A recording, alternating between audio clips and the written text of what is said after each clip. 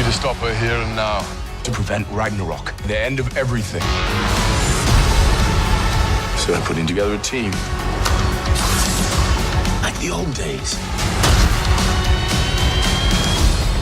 Surprise! This will be such fun. I'm the goddess of death. What were you the god of again?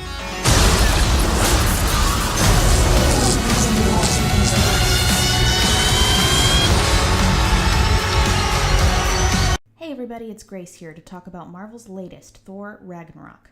I had the opportunity to see this movie opening day, and honestly, I didn't like it.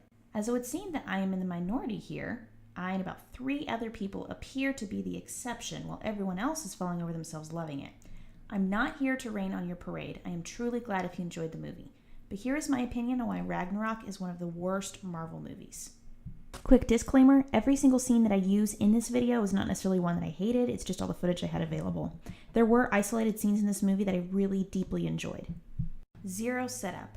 We were instantly launched into a very complicated and ancient plot like a roller coaster. There was no setup, no background. Thor talks to Fire Demon. Thor uses hammer. Thor discovers Loki. Loki and Thor discover Doctor Strange. Oh, there's Daddy.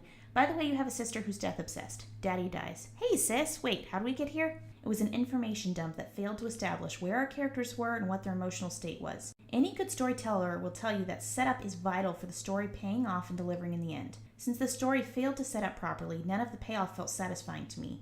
I wasn't emotionally invested. The only reason I still cared by the end is because I've known most of these characters for multiple movies.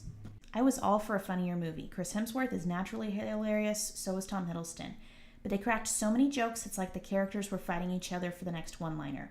It came across as really inappropriate at times when dramatic events and deaths were happening. It stole some of the natural grace of Thor. There was zero emotional response to things. Thor and Loki's dad just died. We have a murderous older sister. 2 of Thor's oldest friends die unceremoniously, and the third making a last stand. They are never mentioned. It just happens without warning.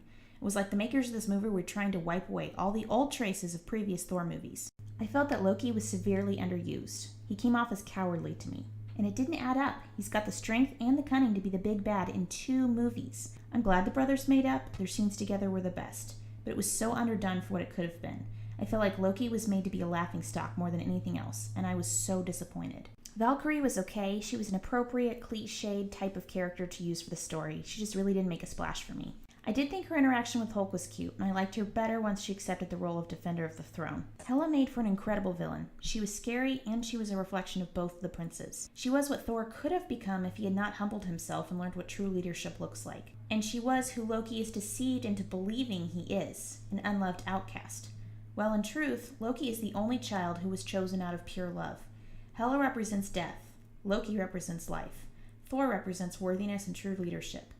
Hela was a great villain. I just wish that she hadn't been dropped in our laps so abruptly. I realize now that we were given some precursor to this movie via Thor's vision in Age of Ultron, but that scene is one of the most confusing and least understood scenes in Marvel history. So, you have failed the city, Marvel. I did enjoy the battle sequences.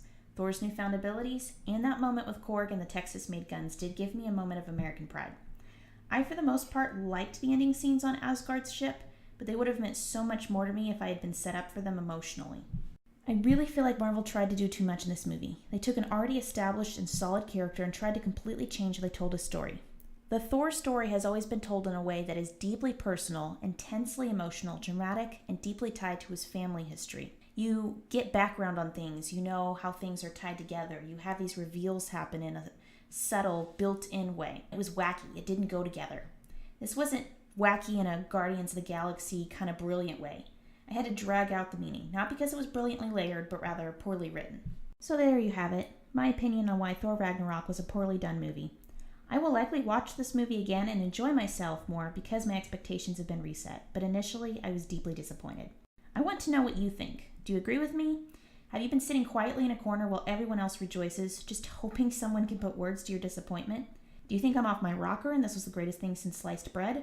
I want to hear from everyone. That's part of the fun of a fandom, the discussion that takes place. So give me your thoughts in the comments. I'd love to hear from you. And despite my disappointment with this movie, I did make these really nerdy t-shirts for fans of Thor and Christmas. They are ridiculous and punny, but they made me feel better. I will leave a link to them in the description below. They might make a great gift for a fellow Marvel/Christmas enthusiast who also happens to like puns. Yes, we are a niche market, but we exist.